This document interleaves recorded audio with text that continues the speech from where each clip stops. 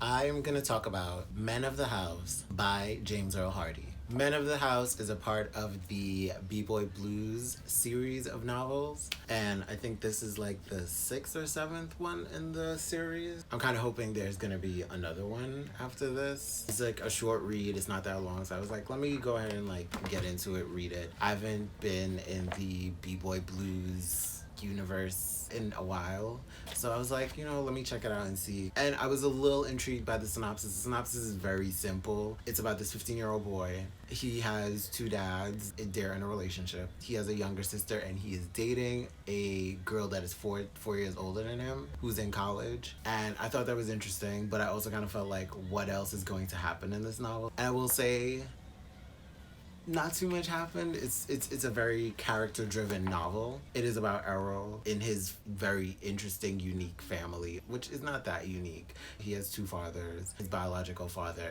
and the man who his father is in a long-term off and on relationship with. That has been chronicled through the B-Boy Blues series of novels. And in reading it, how I kind of processed this book, I kind of saw it as a memoir of this fictional character, Earl, of his senior year. He's 15, about to go away to Yale or Harvard because he's so smart. I can't say I completely enjoyed this novel. I understand that it's character driven, and it's also kind of like the continuation of this series of stories of these characters. As a casual reader, maybe you'll kind of see like, what was the point of this? Because Errol as a character isn't he almost seems perfect as a character. It's just that he's in this unique situation. It's all these different things that are unique to him, but him as a character doesn't really have too much conflict. There were like moments of conflict where he faced off with another classmate on their political beliefs and their ideologies and stuff like that. There was like a little moment of a conflict with him and his father. Like that was intriguing and interesting, but with the reduced conflict and like any reduced stakes, I think maybe that is kind of a good point for this book, because